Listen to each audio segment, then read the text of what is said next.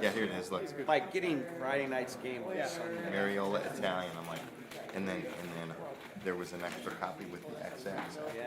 I think that was the only I went through it with a fine tooth comb. thing that kept them alive, and now they're killing them. Local sports, we need all these. I agree. No. One picture with the five. Wow. I know. When they They're not did going to have to sell their little jug or whatever they use. it was supposed to be the cancellation of brass bond, and instead It took them 2 months they had it. You know, they had it. me being able to get my subscription online. They couldn't fix it. I even wrote the editor, and I got, well, you know, I'm the editor. I'm not dealing with that. I finally wrote circulation and said, I'll send your complaint over to IT. I'm sure they'll take it. Yeah, I'm not renewing it. That's just Daily record. I'm done. You have a standing invitation. I don't. They're cutting all the local. Content is lacking. Be happy. I'd be glad. Yeah. Yeah. Yeah, I don't care what's going on in Canton or Akron. Yep.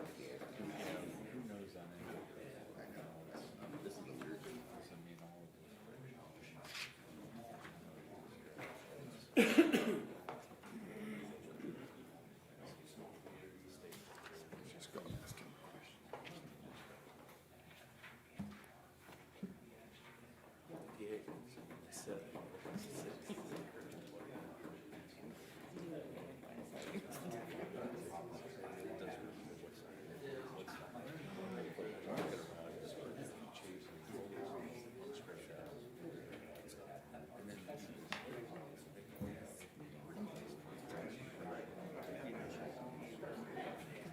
No. Actually, I thought it was more productive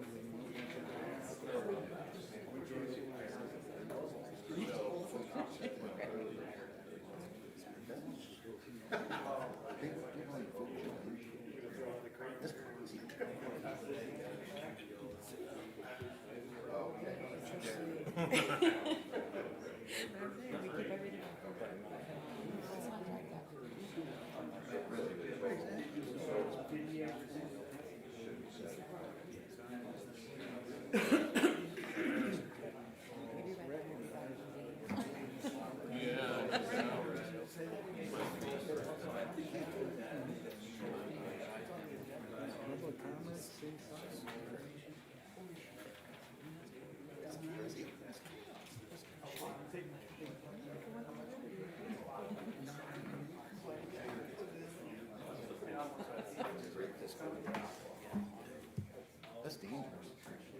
Can't win.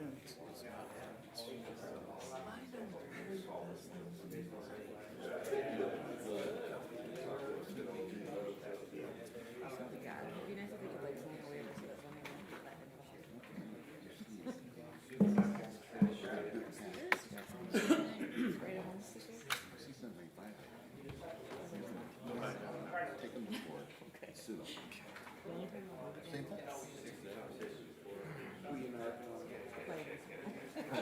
Texas law about narking on people and then taking them to court and sue them. Absolutely. Somebody said, okay, how about a blue state? Pass a gun law. Well, then your neighbor can try to sue you personally or do what they do. Yeah, illegal. I'm going to take them to court. Sue them or you get a fine of $10,000.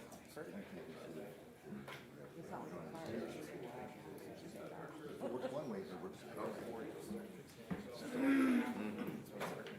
That's fun. That's fun.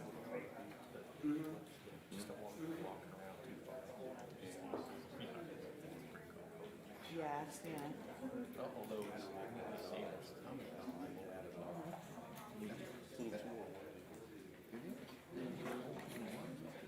For everybody.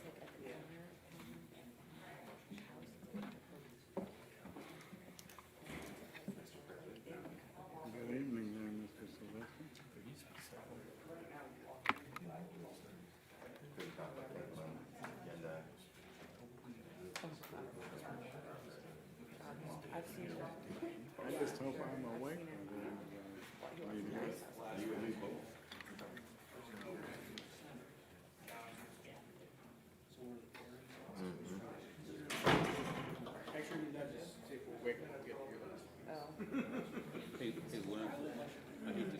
me and Sally here, but there's two different addresses on the South Hill property. Do you know which one's actually the correct one? Not that it necessarily matters, but There are two different. the public hearing on the agenda is showing 3164, and the legislation is showing 3146. Oh, I'd say there, yeah, I wouldn't doubt it. I would say it's 3146 because that's what's on the plan.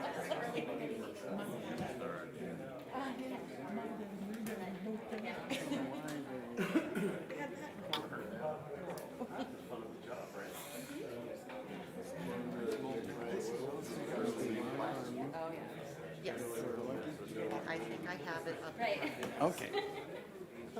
So you let me know when you're ready. I'm ready. Okay.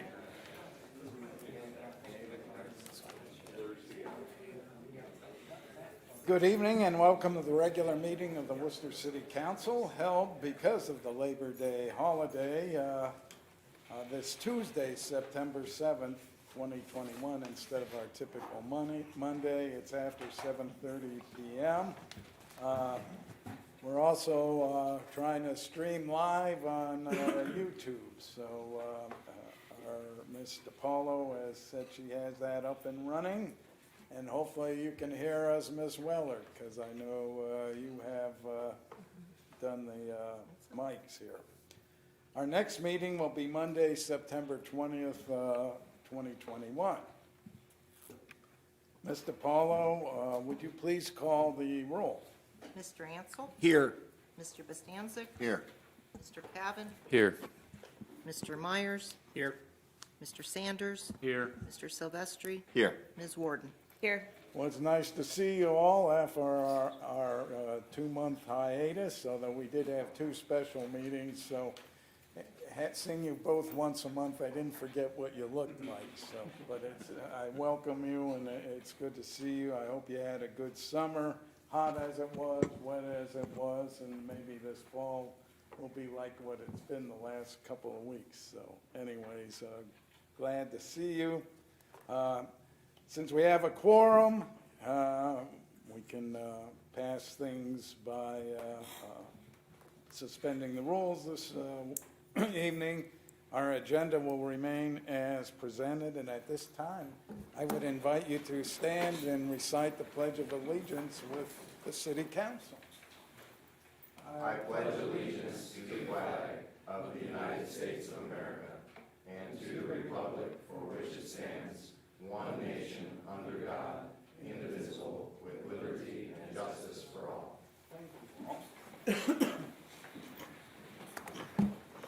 And we have minutes from the special meeting held on August 11th, 2021, waiting for approval, so I would entertain a motion for approval of those minutes. I see Mr. Silvestri made a motion to approve those minutes. Is there a second? Second. Second by Mr. Sanders. All in favor of approving the August 11th, 2021 special meeting minutes, please say aye. Aye. Those opposed, say nay. And those minutes will be approved. Mayor, welcome. Hopefully it's been a good summer for you and your family, and welcome this evening. Thank you, President Biden-Dyke, and it has been a really nice summer. I appreciate you asking. So, welcome, council members. It's so nice to be back in the normal quarters for us, and hopefully this is a sign to the times to come. So, just some things to bring you up to speed on, and also share with our public through the Zoom aspect. So, as Mr. Biden-Dyke said, we had 2 special meetings this summer over summer break. They both were necessary, and our first one was on July 14th to approve 2 CRA requests, one for a restaurant and apartments on East Liberty Street by Liberty Bell and Mariola Italian LLC, and these are going to be beside Muddy's. And excuse me, and the second was for Centera Co-op on Old West Lincoln Way across from the fairgrounds. And then on August 11th, we needed to accept the One Ohio settlement offer on the opioid lawsuit, and council did approve that, and I believe we got it submitted in time to be a part of that. So I'm glad we were able to contain it to just 2 special meetings. We try not to call those at all, but sometimes necessity dictates. Our community is regaining some normalcy. On July 22nd, Main Street held its Taste of Downtown. Hopefully some of you were able to attend. I'm afraid I was on vacation at the time, so I didn't get to that. And then on July 24th, the dedication of the General David Worcester statue took place. So I know that Mr. Bidenbeck, I think you said some kind words for the group there and helped to make that happen in all of council. So that's a nice tribute to the guy that we named our city after. On August the 2nd, E&H Ace Hardware announced that they were going to move into the Quimby building where the old Everything Rubbermaid store was located. So that fills a space that could have been very noticeable if it was standing empty. So we're thrilled that that happened, and I know some people in this room are also very thrilled that he has a tenant in that building now. On August the 12th, the census figures were released of 27,232 people living in the city of Worcester. That was a number I hope to crest over with this census. We had been at 26,800 or so, and I was hoping we would tick over the 27,000 mark. Just a pet desire of mine to get that number. With that, our city grew at 4.6% population in the 10 years between the 2010 and 2020 census. Now, you council members get to decide how our wards are constructed, because now the new numbers are in. Our charter says that you need to try to balance the wards in relation to each other. So we've done it numerous times before, and some years there wasn't enough of a difference between a lot realignment was done. So that's truly up to all of you sitting up there on that DS. Wayne County Fair begins this weekend, September 11th, with a flag raising ceremony on our community's new flagpole by the Worcester Rotary Club. If you haven't seen that yet, it's pretty big. So should be a lot of fun. We had a normal monthly meetings of different boards throughout the 2-month hiatus. Worcester Community Hospital, Main Street, Wayne Economic Development Council, our dispatch government body, and Worcester Growth and City Division. So just pretty well got back to normalcy here throughout the summer. The COVID virus status, I know everybody's still interested in. Worcester Community Hospital is pretty busy right now, but it's not overwhelmed. There have been some rumors that have floated through the community that were overwhelmed in certain areas, and that's just not the case. We've got plenty of room, and we're hoping it stays that way. Right now, the Worcester Community Hospital census is about 1/2 to 3/4 of the maximum COVID patients that have been hospitalized there on a daily basis since the start of 2020, when this whole COVID thing started. The Delta variant has a stronger spread, but it doesn't seem as strong as a sickness to most people. Positivity rate is 12.8%, with around 57 new cases per day right now in Wayne County. We have had some very sick people in Worcester Community Hospital with this Delta variant, and we have had some deaths. So it is not something to be taken lightly, but it's also not something to hide our heads in the sand with either, because it is just a virus, and we do have some things to fight it. If you want good updates to pass on to people in your part of the community, if you get questions, actually, Worcester Community Hospital has a very good forum, and it's updated daily on that. It is worcesterhospital.org, And under that, on the first screen, there'll be a little red tab at the top. It says COVID-19. If you click on that, then you can get the latest and greatest, and it has graphs and everything. It ties together with the state website for all of the states. So it's if people ask you how are things going, you can refer them to that because it is the most current. Our medical personnel are concerned about the potential spread that could happen by the crowds at the Wayne County Fair. So please keep this in mind, yourselves and our general public when you visit the fair.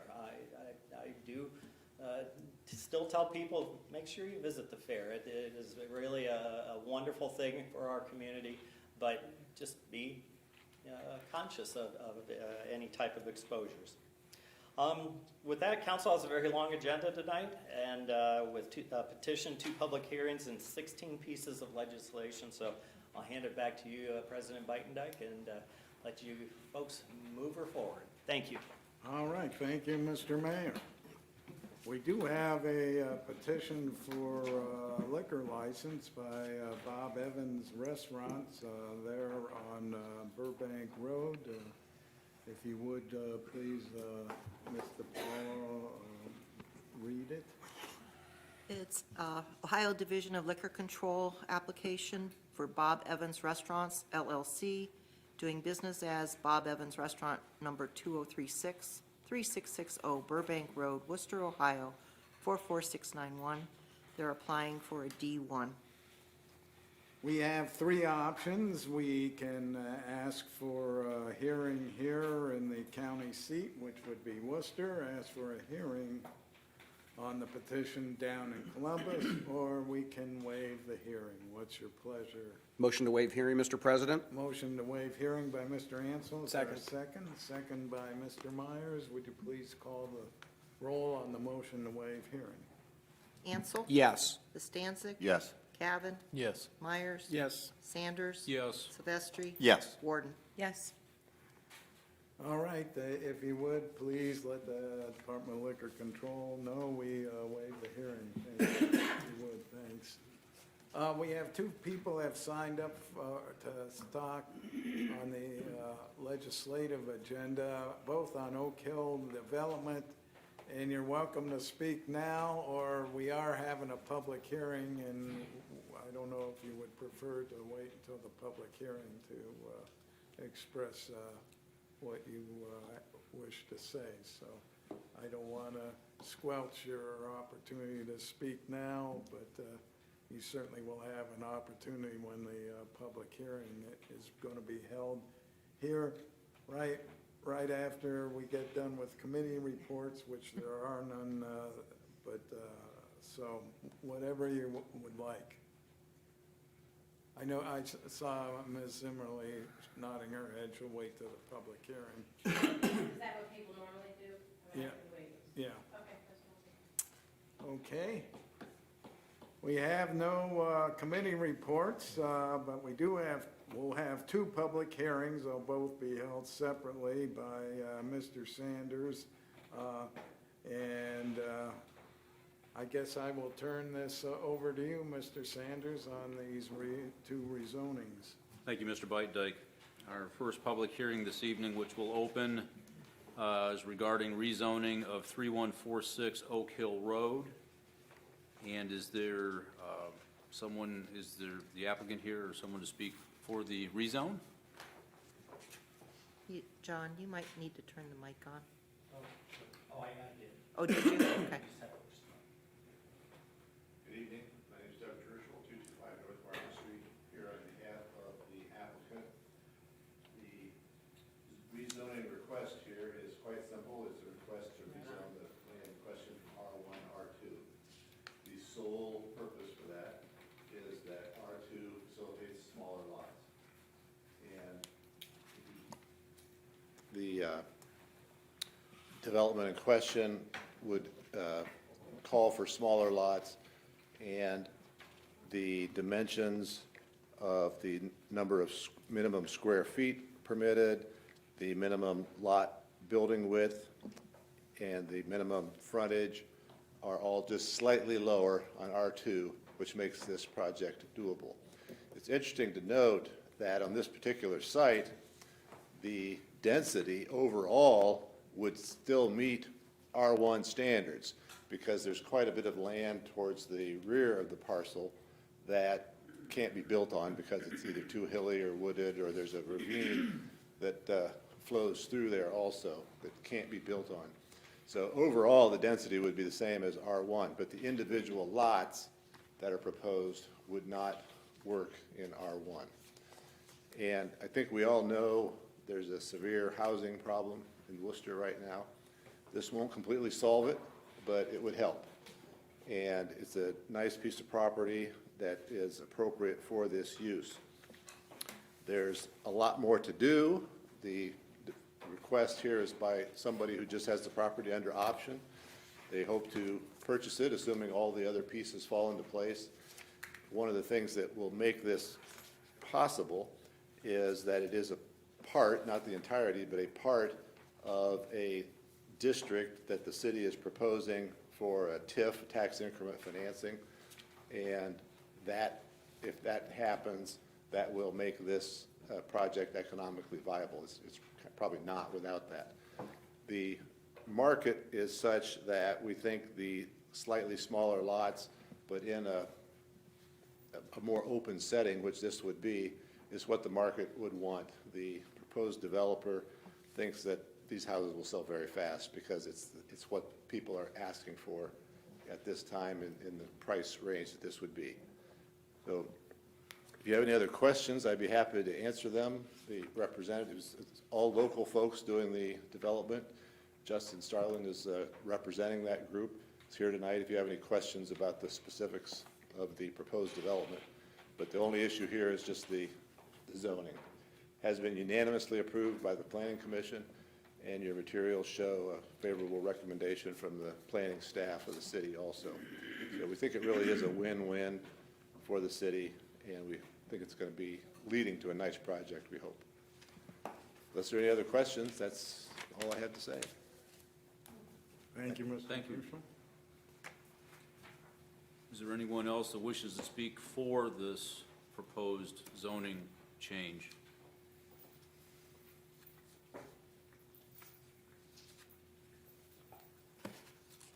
My name is Samara Zimmerly, and I'm here tonight representing the Worcester Area Chamber of Commerce. As many of you know, we have been in conversations the last couple of years about the housing needs in our community. Our city admin team has done a great job in recruiting new business and also retaining the ones that we have, along with our local organizations that have helped to do that. And we continue to hear from all of our local employers that workforce is an issue. And when they do find people, they're having to move to neighboring communities because we don't have housing options for them. So they consider them flight risks. So we just want to applaud the group for putting this project together and hope that the city council members will approve it. Thank you. Is there anyone else who wishes to speak for the rezoning legislation? Is there anyone to speak against the rezoning? I'm Michelle Neely, and I just have a question, and maybe it's been done. Has there been a traffic study done, or will there be one, with the impact the traffic flow will have in that already congested area? The traffic study would be a requirement when they submit a plan to the planning commission. Okay, and then if I heard the gentleman there speak properly, he said that rezoning it from, I believe he said R1 to R2 serves the same purpose. So if it serves the same purpose, what's the point in rezoning? Smaller lots, more houses? Small, yeah, it's exactly. What happens Right. is R1, the lot width is 70 feet. And R2, the lot width is 50 feet. The minimum square footage on the lot in R1 is 8,700 square feet. R2, it's 6,500 square feet. Okay.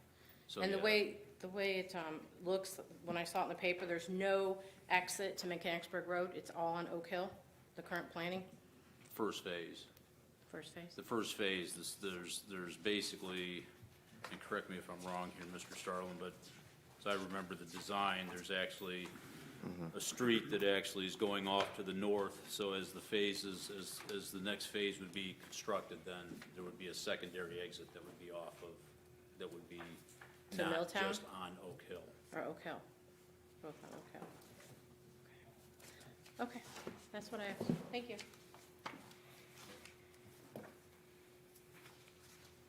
there anyone else to speak against the rezoning of 3146 Oak Hill Road? If not, we'll close this public hearing related to the rezoning, and we'll move on to the second public hearing, which is the rezoning request on 3 parcels, 626 Glen Avenue, 348 Wood Street, and parcel number 64-02717.000 on West Larwell Street. And I see Mr. Long's here to speak for it, so proceed. Good evening, members of council. My name is Matthew Long. My business address is 225 North Market Street. I'm here tonight on behalf of FNB Properties and joined by its principal, Adam Schwederman. We're very excited about the prospect of bringing this zoning request to you, as it's an area, even in my extensive involvement with downtown, that I never thought would be subject to a potential redevelopment opportunity. And that's the area on West Liberty Street, proximate to the Larwell area.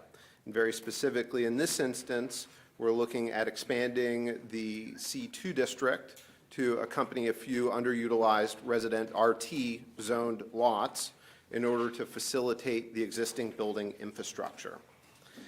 This is listed tonight as 3 different ordinances, but for purposes of my analysis, I'm considering them all one and the same.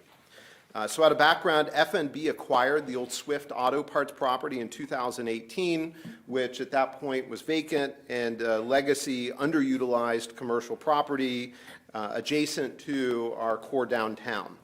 And certainly it was not in spectacular condition.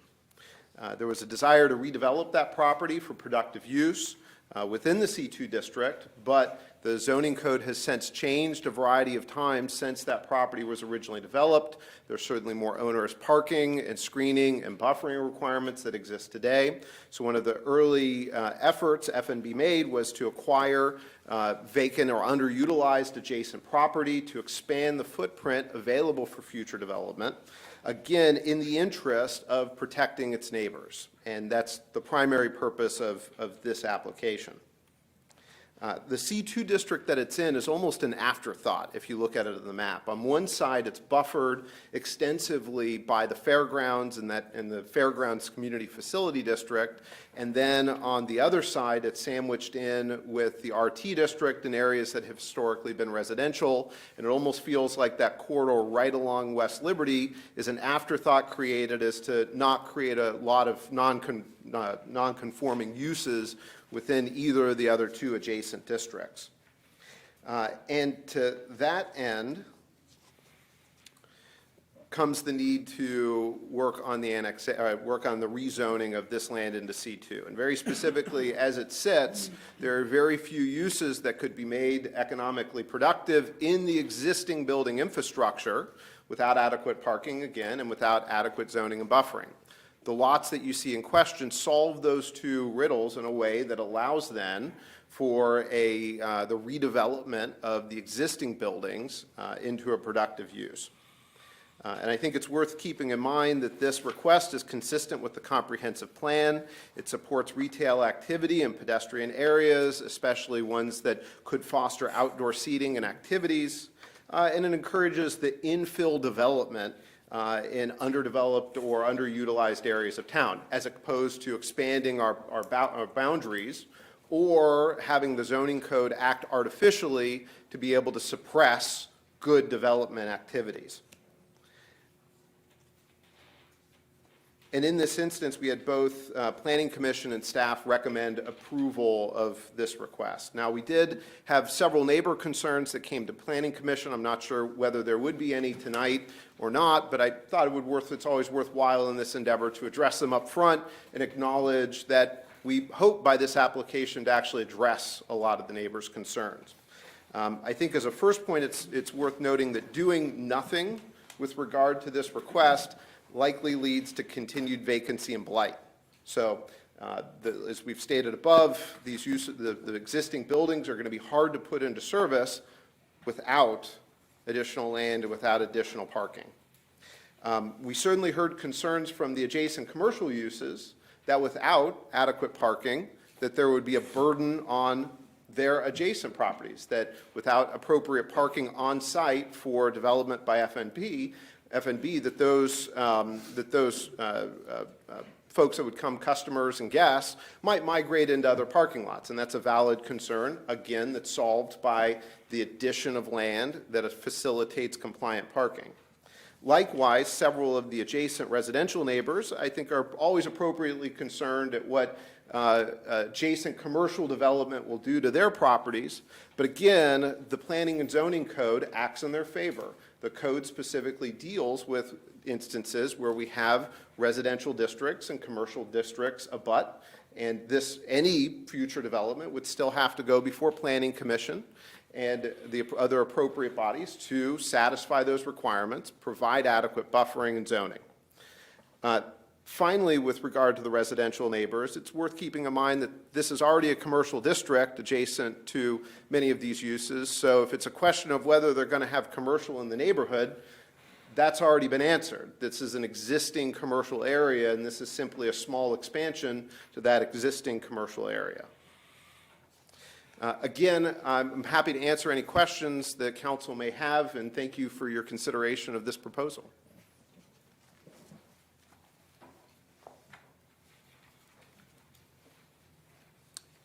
Thank you.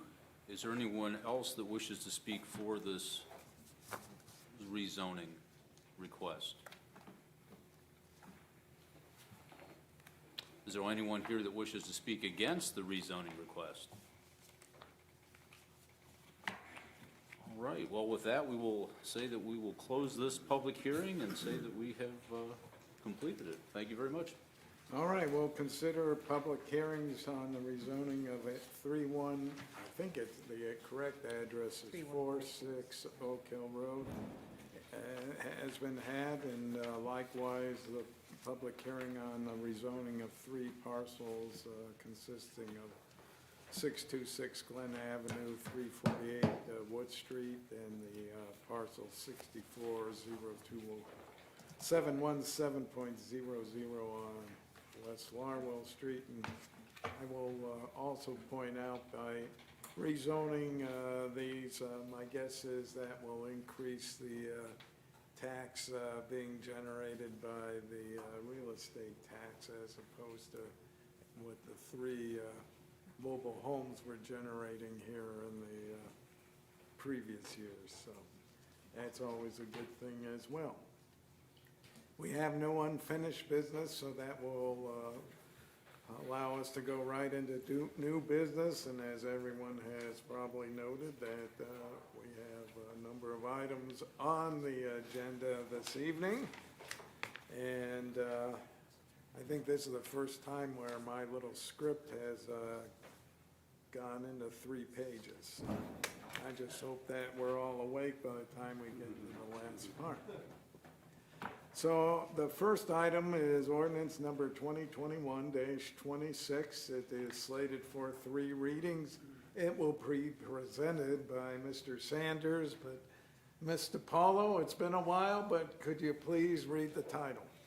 Ordinance number 2021-26, an ordinance amending Part 11 zoning of the codified ordinances of the City of Worcester, Ohio, so as to amend the zoning map at certain parcels on Oak Hill Road. Mr. Sanders, the floor is yours, sir. Thank you, Mr. President. As we listened to previously at the public hearing, we have a request for the rezoning on the 3146 Oak Hill Road, which is 41.44 acres from R1 to R2. The request, as stated, is being made to allow for a greater number of housing units on the assigned property, and really the request is really being asked for. It's just the simple fact that it becomes it makes the property much more marketable for the potential project. As was stated previously, it was unanimously approved by Planning Commission, and at this point, the City Planning and Zoning Group has, in fact, approved it based on the fact that it is appropriate request in terms of the city codes. And with that, since this seems fairly straightforward to me, I would just motion that we would suspend the rules of council and place this on third and final reading. All right, a motion by Mr. Sanders to suspend the rules. Is there a second? Second by Mr. Ansel. Would you please call the roll on the motion to suspend the rules? Ansel? Yes. Cavan? No. Warden? No. Myers? Yes. Sanders? Yes? Silvestri? Yes. And Bastancik? Yes. So, we'll 2 noes. keep it on the first reading. Can I ask a quick question to Mr. Long? Mr. Long, where is it? Hi. Do you have a range of prices Well, that you're? Oh, that's Mr. Druschel. Oh, Mr. Druschel, I'm sorry. This is his gig. Mr. Druschel's legislative. You can answer thank if you. you want, Matt. This is $1 million. Well, we've just started already. In terms of the specifics of the development, if I could, I'd defer to Mr. Starland. I was just curious, what kind of price ranges are we looking at for this development? Yeah, depending on the model, and construction prices, as you know, look at lumber, right? It's fallen 75% over the last 2.5 months. So estimates are $235 up to mid-300s, depending on where you're at in the development. Okay, thank you. If I could, I'd just like to say, is it okay if I? Oh, you go ahead. Okay, I didn't know if you were done. Ms. Neely brought up a good point. I know that traffic, and we've kind of addressed that with some roundabouts that are going to be placed in the area, but considering a residential development of 91 lots, which I believe are sort of being marketed to an elderly population, not only does that bring in, well, we'll say between 90 and 180 vehicles approximately just of the residents in that neighborhood, but also the added service and emergency vehicles that such a neighborhood might bring in. With the incredibly bad congestion that we're already dealing with there and talk of building another development and putting the entire school, I understand everything is up in the air right now, but that's definitely a concern for me. I think that's a concern for a lot of people. People avoid that area already, and that's before there's a large development like this going in. So I'd really like to hear a concrete plan. Are we going to talk about widening the roadway? I know that some new power lines were just put in up there, which might make that a bit more difficult. So I'm very concerned for the traffic, and yeah, that's why I would like to hear a little bit more from anyone before I vote on this. Density was a concern of mine as well. But the other thing, I mean, if we're gonna start chopping lots down, where does that end? How do you want to do the next phase of somewhere else in the city? Are you gonna? I mean, we're setting a precedent. So, Well, my I concern mean, if I may just counter a little bit there, Mr. Cavan, I mean, we do have zoning requirements that allows for R2 that already exist within the city. But back again to what I just said, Mr. Sanders, the density.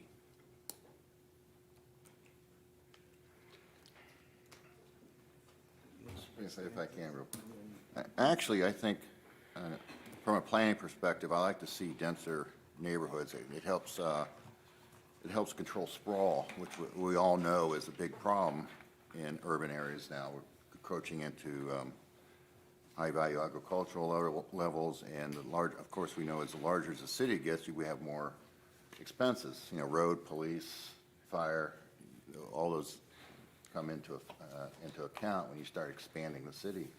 So actually, I think the trend is in most planning areas is to actually go in urban areas is to go into denser building and control the size of lots and whatnot to combat sprawl and the associated costs with it. So that part of the plan I like. And now, but That's anyway, an interesting point. yeah. And I'm gonna make a point, and I stressed it the last time we had this discussion. The issue at the moment is whether it meets the requirements for the rezoning. All these other things are taken care of down the line. So that is our focus with regard to this rezoning request. Mr. Sylvester. Thank you, Mr. President, and I'll be brief, but I just wanted to touch on, it's been some good discussion, but what Mr. Sanders had said earlier with respect to the differences, the fundamental differences in requirements between R1 and R2. I looked over the drawings as well, and what you have in R1 is the minimum lot area is 8,700 square feet. If you convert that to acres, it's around 0.2 acres. 2/10 of an acre. And then for R2, we have 6,500 square feet is the minimum lot area, and that converts to about 0.15 acres. So I was encouraged to see that most, if not all, I don't think any got by me. I even had to magnify the page because by the time you got it down to a letter size, the numbers were pretty small. But every lot I could see was at least 0.2 acres, which actually satisfies the R1 requirement in terms of minimum lot area. That's my first point. My second point is the minimum lot width at the building line in feet is 70 feet for R1. It's 50 feet minimum in R2. As far as I could tell, every frontage was around 60 some odd feet, which puts it really in the middle between the R1 and R2 requirements. I was encouraged to see that, I mean, they weren't packed as tightly in there. I used to call it packed in like sardines, but they weren't packed in as tightly as they could be. And in my opinion, that was a good balance because it makes, to Mr. Starlin's point, that makes the lots more affordable. So we all would like as much elbow room as possible, but that comes at a cost. And I was encouraged to see that some of the metrics of the zoning change request actually meet the R1, R1 minimums. So that was my take. But there's been some good discussion. Thank you. Mr. Bidendike. Yes. Just highlighting on Mr. Silvestri's comments and Mr. Bostan's sake, and to validate what Mr. Druschel had highlighted, when you do look at the proposed R2 designation, currently it would be closer to the R2 in total square footage per each of the parcels than it would be to R1 than it would be to R2. So that's a strong validator that it affects the affordability of the house, and that's what everyone's concerned with. They're buying a little less acreage. They can build an equivalent house and not have such a higher land cost. Plus, you must recognize when you look at the patio home concept at Deer Creek as an example, or Door Knock Estates within our city, they're smaller than the proposed development here, and they sell like hotcakes. I mean, they're high density, they're very, very small, zero lot lines, if you will, but they're affordable patio homes for both young new homeowners and retired or semi-retired homeowners. And it's all about value and quality of the home, and this looks to be an exceptional development in a, as Ms. Warden highlighted, one of the highest traffic areas within the city right now, and people coming to shop at Bueller's from anywhere around town, they're going to be going up and down that road. So the additional homes, when you look at the peak periods of school and the flow currently to that corridor, plus the road improvements that we're looking at with the roundabouts and improving the flow, it seems to be a natural. It's on the edge of the city. It's a nice flat corridor for ease of development, and it's going to have wonderful access to the city parks and the affordability, the location, and the convenience, I think, is just an absolute positive for the city of Worcester that's much, much needed at this point in time, because we don't have any patio homes, and the ones that do go for sale or the smaller lot plan homes go very quickly, and supply is virtually non-existent. That's all I would have, Mr. President. Anything else? And did I miss here? I've got old ears. The density really isn't any difference than if it would be R1. Is that what I heard you say? That's correct. Strictly a lot width issue. Well, we'll consider ordinance number 2021-26 as having its first reading. We'll turn our attention to ordinance number 2021-27. It's again slated for 3 readings. It will be presented by Mr. Sanders. Ms. DiPaolo, would you please read the title? Ordinance number 2021-27. An ordinance amending Part 11 zoning of the codified ordinances of the City of Worcester, Ohio to rezone land to C2 Community Commercial for property located on Glen Avenue. Mr. Sanders, the floor is yours, sir. Thank you, Mr. President. Again, as we had heard previously in the second public hearing, we've got 3 parcels, and they're all on individual ordinances. The first parcel is 626 Glen Avenue, which, in looking at the handout from the city, is the property that is, you can see it on Glen Avenue there, it's on the south side. And as was stated previously, again, the request to go from RT to C2 is to help further develop the existing C2 properties that are right on West Liberty Street there, and provide some additional buffering for the residents that are to the east on Glen Avenue for this particular property. The buffering for residential is 35 feet. So really, when you look at the lot size, they're not really gaining a lot with the fact that you've got to have the setback of 35 feet, but in any event, that's what our zoning code allows or requires, and at this point, the party with the request for the rezone understands that. So with that, I will again motion this to move to third and final reading. All right, motion by Mr. Sanders to suspend the rules. Is there a second? Second. Second by Mr. Silvestri. Would you please call the roll on the motion to suspend the rules? Cavan, No. Warden, Yes. Myers, Yes. Sanders, Yes. Silvestri, Yes. Bastancik, Yes. and Ansel. Yes. All right, the rules have been suspended. Do you have another motion for us? I would motion to adopt. Motion to adopt by Mr. Sanders. Is there a second? Second. Second by Mr. Silvestri. Discussion? Either one. Myers. Or Myers, I'm sorry. I was looking that way and. Sorry. Bad ear on this side. Is- At least I recognize your faces. I don't recognize voices. voices anymore. Is there a plan for this? I mean, is there a concrete plan? Any idea, any notion? Have an Once idea again, I'm what's- gonna say, the issue tonight is whether or not it meets the criteria for the rezoning. Right.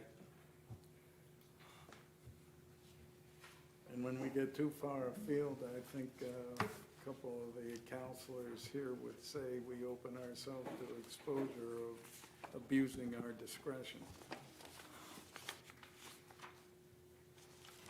So the properties that are showing on Glen Avenue, those have already been purchased?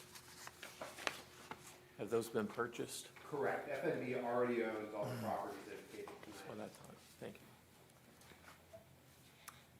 you. How long have they been RT? You Since know? RT started, probably. Probably since the origin of RT. And no one seemed fit other than to put some mobile homes on it. Right. I think they were already there.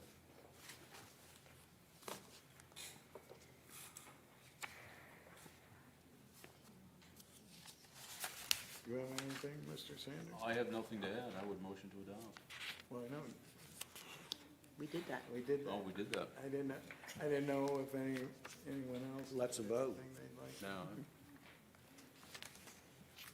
it just seems like people have had opportunity to develop that in residential, but where it sits, I just don't think that it merits someone wanting to invest much in terms of a residential mini development is what it would come down to. Yeah, and it abuts the commercial property as you had said. And it's not really interfering with RT that I can see. But that doesn't cross the street into the old Worcester Trailer Park, though. But there are that's a hill, right? That's a good-sized hill there. Right, and historically on this property, and I give the asterisks that some of the trailers have been removed, some of which are being in the process of being taken offline, but essentially what we're moving are a variety of mobile homes, trailers from. It's hard to see back there. It's hard to see exactly what's back there. It's treed and it's kind of hidden. Pretty blighted before. This is definite improvement. Thank you. Anything else? Seeing none, would you please call the roll on the motion to adopt? Cavan, Yes. Warden, Yes. Myers, Yes. Sanders, Yes. Silvestri, Yes. Bastancik, Yes. and Ansel. Yes. Ordinance number 2021-27 passes. We'll look at ordinance number 2021-28. This will again be presented by Mr. Sanders. It is slated for 3 readings. If you would, please, Mr. Paulo, read the title of this ordinance. Ordinance number 2021-28, an ordinance amending Part 11 zoning of the codified ordinances of the City of Worcester, Ohio, to rezone land to C2 Community Commercial for property located on Wood Street. All right, Mr. Sanders, your traveling roadshow continues, and I turn it back over to you. Thank you, Mr. President. Yes, this is the second parcel of the property of the site that's shown in our packet, 348 Wood Street. And again, the reasons for the request are the same as they were for 626 Glen Avenue, and same situation occurs. I mean, this has been approved by Planning Commission. The owner is aware of the setback and buffering requirements, and at this point, they've asked for this request. So with that, I would motion to suspend the rules of council and place this on third and final reading. All right, motion to suspend the rules by Mr. Sanders. Is there a second? Second. Second by Mr. Silvestri. Would you please call the roll on the motion to suspend the rules? Bastancik, Yes. Myers, Yes. Sanders, Yes. Silvestri, Yes. Warden, Yes. Ansel. Yes. And Cavan. Yes. All right, the rules are suspended. I look to you, Mr. Sanders. Motion to adopt. Motion to adopt by Mr. Sanders. Is there a second? Second. Second by Mr. Ansel. Any further discussion? I think probably we've discussed the same things that have been said about those other 2 parcels. That certainly applies to the one here on, is it on Wood? Wood Street. Wood Street. Yep. It could be a hat trick on behalf of Mr. Sanders this evening. Could be. I think we vote no just to see what happens with the zoning map. Anything else? Seeing nothing from the council, would you please call a roll on the motion to adopt? Bastancik, Yes. Myers. Yes. Sanders. Yes. Silvestri. Yes. Warden. Yes. Ansel. Yes. Cavan. Yes. All right, ordinance number 2021-28 passes. Look at that, aren't we having fun? We've been in council for approximately 50 minutes and have gotten through 3 ordinances. We're just cruising right along. That brings us to ordinance number 2021-29, and this will be presented by, again, Mr. Sanders, and it looks like you'll be off the hook for the rest of the evening, Mr. Sanders, right? But before I get to you again, I would ask Mr. Paulo to please read the title. Ordinance number 2021-29, an ordinance amending Part 11 zoning of the codified ordinances of the City of Worcester, Ohio, to rezone land to C2 Community Commercial for property located on West Larwell Street. Again, Mr. Sanders, this of course is slated for 3 readings, but now I turn the floor over to you. Thank you, Mr. President.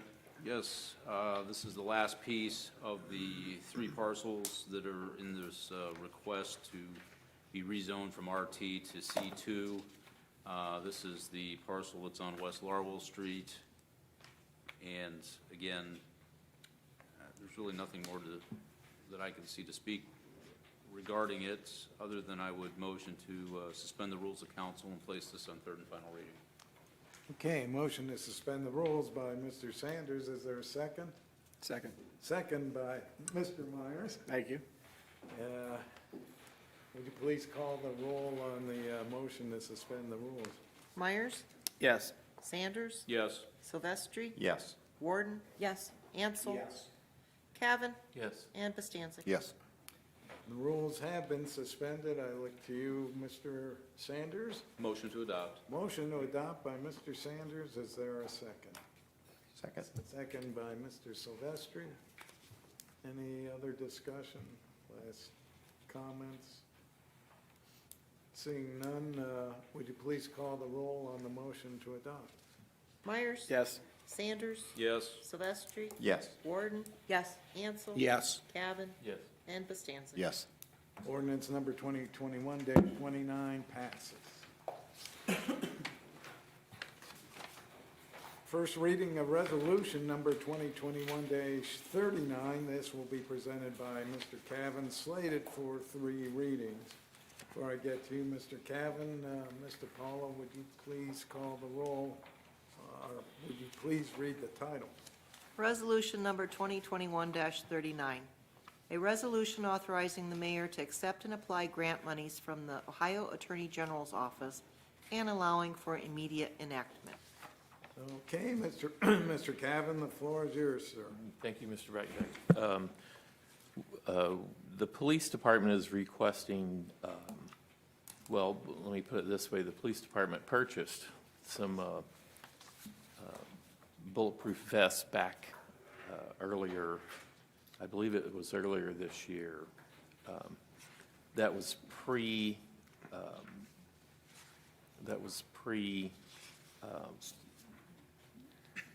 before we received grant money to do so. So this basically just puts money back in that we took out. It's kind of, it's going to be something the police department's going to use, going to need.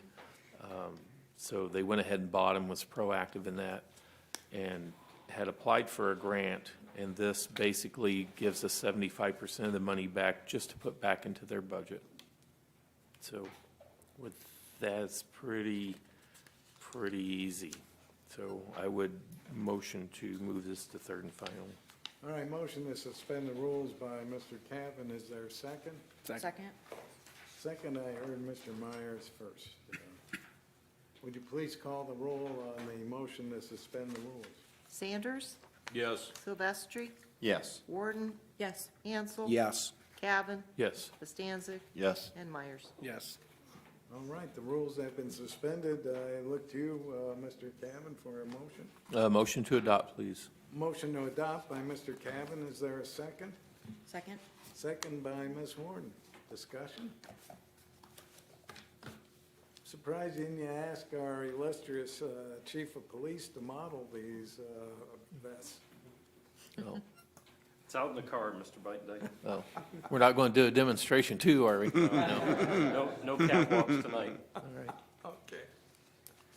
Well, seeing nothing further, would you please call the roll on the motion to adopt?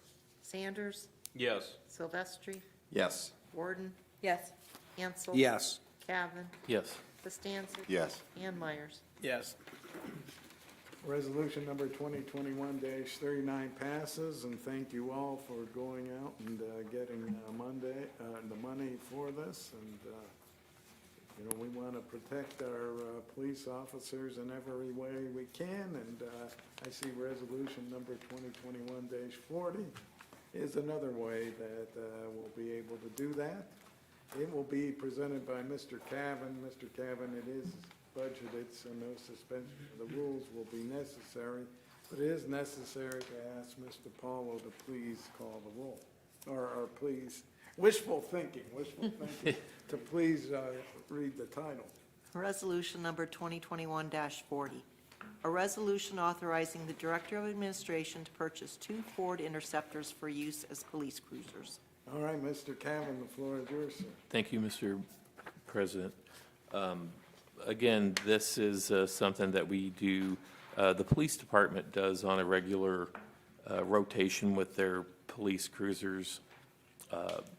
And if you will, recycling them, using newer to use as school resource officer cars, and buying new cars for the chief and the assistant. So with that being said, this, I believe I read that this is going to be it for the Crown Vics and the Chevy Caprice. Is this adios for those? So we will still have, this will be the last, if you all approve this evening, that will get the last Chevy Caprice out of the fleet. That'll be gone. And really the last Crown Vic that is, that's driven daily. We still have one old Crown Vic that the canine officers use just to scratch, basically hide narcotics on. And then we have a second Crown Vic that's a backup canine car. So if one of the actual canine SUVs goes down, they have something they can put the dog in just to get the dog back and forth from home, but they're not patrolling in it. So the SRO car that's currently the Crown Vic, according to Matt out at City Garage, the underside is rusting pretty bad. Brake lines are rusting, so it's time to move it on. Yeah, how much money do you want to put in an emergency vehicle? So, all right, with that, I would go ahead and ask to pass resolution 2021-40. Motion to adopt by Mr. Cavan. Is there a second? Second. Second by Mr. Bostancic. Any further discussion? I always think it's important to have the best vehicles as possible for our police department. I've said this over the years, and I can say years now, that nothing looks worse to outsiders than when we have lousy-looking police cruisers, and more importantly, the officers inside are at risk. The mileage might not always be high, but the hours are phenomenally high, and I'm glad we have the means and abilities to rotate the new ones in and rotate the old ones. Although your police department is getting so young, I know some police departments who have some real old codgers, they hate seeing those Crown Vics go. It's a young department for sure, Mr. Beitendijk. So, because I know I've heard some police officers in other departments say, boy, if they could get another Crown Vic, they'd rather have one of those. But everything changes, so I guess this is another instance. Well, the SUVs are lots easier to get personnel in and out of, whether it be the officer or the offender. A lot easier. Yeah, I'm glad we can do that. I'm gonna say this is one of the reasons we worked hard to get the income tax passed, so we could continue with these types of capital improvements as well. So, seeing nothing further, would you please call the roll on the motion to adopt? Silvestri? Yes. Warden? Yes. Ansel? Yes. Cavan? Yes. Bostancic? Yes. Myers? Yes. And Sanders? Yes. Resolution number 2021-40 passes. We turn our attention to Resolution 2021-41. This will be presented by Mr. Silvestri. It is a budgeted item. Ms. DePaula, would you please call, or would you please I'll read the title? I'll read the title. Resolution number 2021-41. A resolution authorizing the Director of Administration to contract with ProTech for SCADA technology improvements and services for water and wastewater treatment facilities and allowing for immediate enactment. All right, Mr. Silvestri, the floor is yours, sir. Thank you, Mr. President. As you can see before you this evening, we want to authorize our Director of Administration to purchase items of specialized technology, so that would waive the competitive bidding process for our waste recovery and reclamation facility. The SCADA system is the Supervisory Control and Data Acquisition System. It's been a while since council has had a tour of both the waste recovery and reclamation facility and the water facility, but the central piece to managing water levels and flow of material for those, and specifically on the waste side, is this system. And I remember talking with our manager, Nathan Coy, a while back, and they were doing their best to work with the software system that they had, but he said it's just going to come a time when it's out of date, and we need to update the software and get some new hardware so that it's compatible with Windows 10. So the current hardware and software are no longer compatible. This would include a server mount at the facility and backups to the IT network. So also in the same way, this system communicates with lift stations in terms of levels to make sure we don't have overflows and issues and problems such as that. So because we were on track to reach the 70,000 expenditure mark, this is coming before council this evening. And if there are no questions, I would move. Motion to adopt. Motion to adopt, Mr. President. Thank you, Mr. Silvestri. Is there a second? Second. Second by Mr. Sanders. Any further discussion? You know what I miss annually? Our wiffle balls. We don't buy those anymore, do we? Periodically, but only every so many years. We don't have as many stripping towers, do we? Correct, and we are allowed to by EPA. Yeah. Okay, We've that was just an aside. I always like getting a wiffle ball now and then. We've been- The meeting was running a little too fast for him, so he had to inject something. We've been washing and reusing, Mr. President. It's efficiency of tax dollars. Reminded me of, as they said in my cousin Disney, of my youth when I played wiffle ball. Anything else? Seeing nothing else, would you please call the roll on the motion to adopt? Gordon? Yes. Ansel? Yes. Gavin? Yes. Costanza? Yes. Myers? Yes. Sanders? Yes. And Silvestri. Yes, thank you. Resolution number 2021-41 passes. We'll look at resolution number 2021-42. This will be presented by Ms. Warden. It is a budgeted item, will not require suspension of the rules. But before that, Ms. DePaula, would you please read the title of the resolution? Resolution number 2021-42, a resolution authorizing expenditure of funds for mowing, debris removal, dumpster repairs, property maintenance, and other cleanup services with Jimmy's Maintenance and Lawn Care, and allowing for immediate enactment. Ms. Warden, the floor is yours, ma'am. Thank you. So this resolution is to authorize payment to Jimmy's Maintenance and Lawn Care for, as Ms. DePaulo said, mowing, debris removal, property maintenance and cleanup, dumpster repairs, and other related services. The city contracts with this company to mow multiple public properties spanning various city divisions. The cost for these services is under the $50,000 threshold per division. However, the cumulative cost will be more than the $50,000. The actually estimated cost is about $160,000 for the year.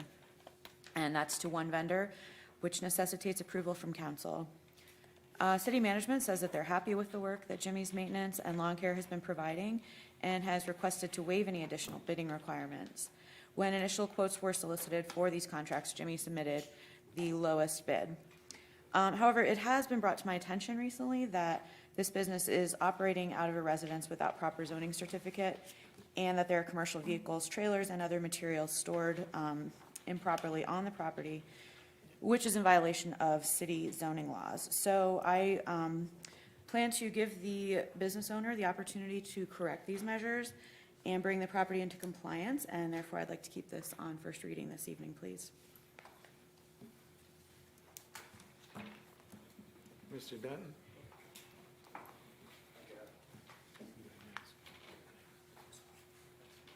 I just maybe provide an update on the use of the home. So Mr. Thomas was contacted today by our property maintenance inspector. He was told he needed a zoning certificate for home occupation, and then also that home occupation does not allow for the storage of trailers or materials on the site. So today he submitted and received approval of the zoning certificate, and the lot has been brought back to a residential character. There's no more trailers on the site. So at this time, he is in compliance with the code, and we'll continue to monitor it for compliance as well. I would, Thank you, Mr. yeah, thank you for, and thank you for the information you provided earlier to me as well today. I would still like to keep this on, I mean, I don't see any reason that this needs to be an emergency. He's still receiving his contract. It's budgeted. So I think technically you would table it until, Yeah, that doesn't require 3 readings. until you bring it back. Yeah, the 2. I do have a question. I mean, has he performed these services already? He has performed these services up till to now, the- and Up to the the, 160,000 no, that we're they're asking they're for? anticipating it going up to that level. Okay, so at this point, I just want to make clear, with us not moving this forward, he's not getting paid. So, my understanding he's been paid for what he's done so far. That he Okay. has a continuing contract for all the citywide mowing, for all of our property maintenance cleans up, when we have cat houses, when we have tires that somebody throws in a dumpster. If we have, like we did last year, when Waste Management failed to pick up garbage, that's who went around and picked up garbage for us. So downtown clean sweeps, when they go through and do it, so what happens if it doesn't pass is all that stops. Because we can't spend any more money. So, What we did, we said, okay, we anticipate, we're gonna go beyond that 50, we need to get, because all the different divisions had been using them together, so because it goes over 50, we will not be able to spend any more money. and we're at the with it. 50, I think are we at the $50,000 mark already? It doesn't matter, yes, we're beyond that, because the individual contracts, the individual might not be over 50, but accumulated, yes, we've gone beyond the 50, that's why we saw that coming, so we came to you. So, all of those things will quit, as Tim indicated in his memo to council, we have a hard time finding someone to do a lot of that property maintenance and those kind of things. What about our property maintenance department? I'm sorry? What about our property They maintenance can do department? some of that, but we don't have the ability to go out and clean up tires and to go into cat houses and literally take dumpsters full of things out of there, people to do that. We have inspectors, we don't have the people that go and do that kind of stuff. Yeah, and I understand it's So- dirty work and it's hard to find people that are willing to do it, especially for whatever we're. Yeah, I'm just telling you what will happen, so things will not happen, Okay, well, there needs to be some sort of guarantee, because I don't want to set the precedent that we're going to do contractual business with people who perhaps are not abiding by our laws. Yeah, I think the other thing in the memo from what both Tim and Andrew mentioned was we're aware of, they've had a couple of issues, and they've always been responsive to fix those up. So With the they- exception of their own properties. So Right. we're talking about two different, we're talking about their rental properties, which I understand they've been very responsive and supposedly gone over and taken care of some problems. But with their own personal property, this is something that I have heard on multiple occasions, that it's been a complaint for the neighbors. And We're aware of that. and right, and my- so my concern then is, okay, is he going to clean this up today? And then in 2 weeks after, he's gotten his next check, are they going to be back there? And I'm not assuming that he's trying to take advantage, but that's happened in the past, and he's apparently made comments that once the city's off his back, he'll move them back. So, if we just need to monitor the situation, I mean. We're doing that. I've just been aware too that he's not the best at maintaining his own properties, his rentals either. I hear it a lot. So we weren't aware of that. I mean, Tim can answer that probably better than I can. I just don't think it's a good idea to hire someone to take care of the city's property when they're not willing to take care of their own. that flies in the face of sense.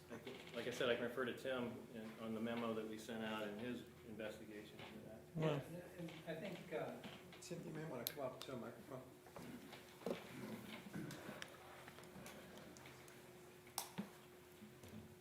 I think, Mr. Cavan, that is an accurate point, if that is the case. I mean, we certainly don't want to be doing business with someone who isn't compliant. And I don't think that's the case with Mr. Thomas. really, Or his I family. look out my bedroom window and I see trees this tall growing in a gutter that he owns. I eyeball it every Yeah. day. Okay. So I don't know where you're coming from. Well, I know that he owns between 60 and 70 properties. And when we've had issues, he's taken care of them right away. I have no outstanding complaints. I'm not aware of an issue with the property you're talking about. Okay. If you let me know, I'll let him know. And I would almost guarantee if we ask him to repair that, he would be on that immediately, because that's been the response that we get. He does own some properties on the rental scale that's on the lower end of costs for the properties and for the rents. He has invested a lot of money in our community. We need responsible landlords to do this. It's a very valuable service. We have folks that depend on these types of rentals in our community, and he does a pretty good job of it, Okay. I will say. So, I don't think it's fair to characterize him as a slumlord or anything like that. I because never said that. I know, I'm just saying, some would draw that conclusion. You didn't say that, but, he's does a pretty good job with his properties. So, let me know about that issue you're having, and I can certainly address it with him. And back to what she said, I had, the commercial trucks on the Pittsburgh Avenue all last summer. And, he is indeed running a business out of his home, which is not, it's not in an RT, neighborhood. Yeah, You know, again, which is- as Mr. Dutton mentioned, he has applied for home occupancy, which you can run a business if you meet the rules. And part of that is you cannot park your trucks there. You cannot park trailers there. You're absolutely correct. And he does own a property where he can park those trailers. What's happened is he's brought them home loaded with equipment, and he's parked them where he shouldn't have. Maybe out of convenience, because the next morning he's going to be leaving for a job, rather than park them in the area where he should be parking them. And we've discussed that with him. I think he's very well aware of the need to do that and to stop parking those trailers at his property. So I would expect him to be compliant. If he's not, certainly we'll follow up and make sure that he does that, because you're right, that was a problem there. We did have complaints, and we don't want to allow that there.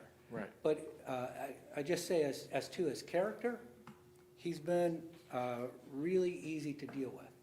So as was mentioned, we had a problem where someone threw tires in a dumpster. I pick up the phone, I call him. Within a half hour, he has someone out there, and they're crawling inside the dumpster, throwing the tires out, loading them up in a trailer, and getting rid of them in a proper manner. So to find people to do this is very difficult. Or, as was mentioned by Mr. Montgomery, we have people who have a mound of cat litter, 3 foot tall, in their driveway that's smelling up the neighborhood. He'll bring a trailer out, he'll shovel that up, he'll clean it out and get rid of it.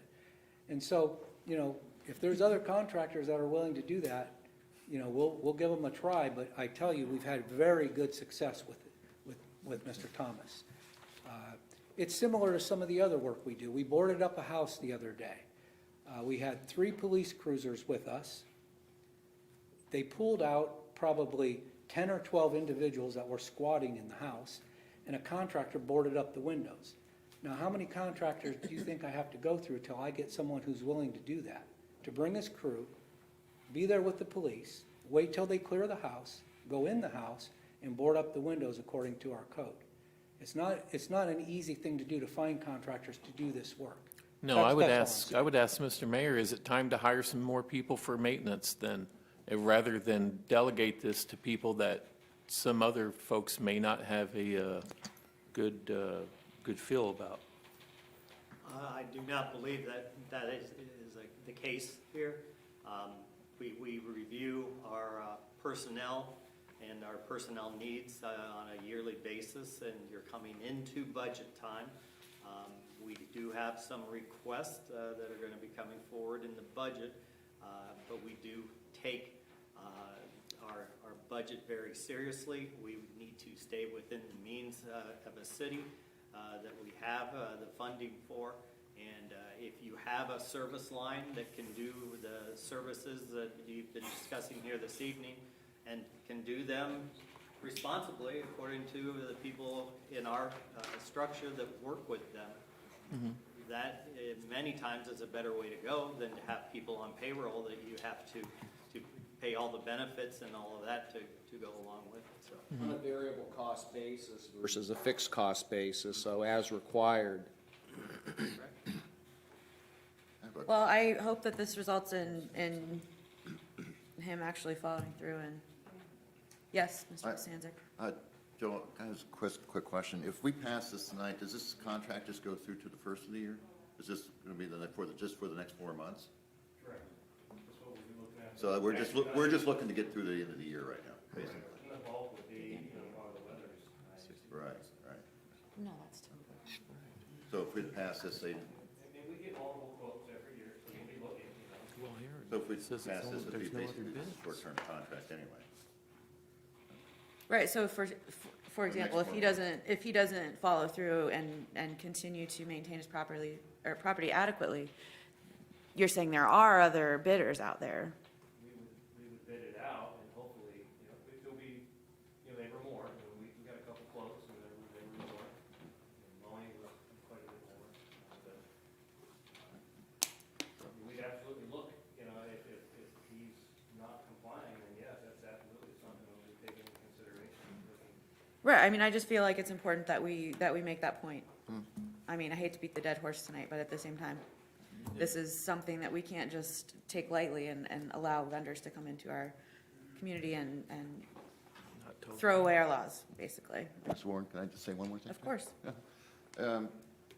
If we pass, according to Joel, if we pass this tonight, it was just a 4-month contract, basically, just to get through to the end of the year. Could we compromise? Oh, we wouldn't really be a compromise, but, that would, in 4 months, we'll have a pretty good idea if he's going to comply. But the city kind of needs it right now. And so, in my mind, it would be just a short-term thing, and we see how it goes. But to expedite things for the city, it sounds like something we really should pass soon, or today. Is that what you're saying? That would allow uninterrupted service, things like downtown clean sweeps. If it was going to be for like another year, I would maybe feel differently about it. But I think 4 months would give us a pretty good idea. And then if it's not looking like it's working out, we won't have to renew the contract the first of the year or the next council. We will be passing along your comments, absolutely, to Jimmy's Home Maintenance. Well, over the I understand next correctly. 2 weeks, what do you guys have on schedule for him to do? We have weekly mowings, we have clean sweep coming up, we have highway mowings that we contract with him as well. So all those services we get quotes on every year. Jimmy's, that happens to be. I understand, but I mean specifically, okay, what is he not going to be able to do that we need to have him do in the next 2 weeks? Mowing, a weekly mowing. So if it stops, then that means the PPM staff will have to pick up the mowers and the weed eaters and start doing that. And so we just have a limited staff right now with some people being off and other work needing to be done. So we'll suffer, that's for sure. And just to be clear, he's in compliance. There's no outstanding complaints on any of his properties, and he's now got the permit to operate his home business, and he's moved his trailers. So he's basically done everything. He's that's applied been for the cited. permit, That's been approved. obviously. I'm not aware of a single outstanding violation on any of his nearly 70 properties in town. Okay, thank you.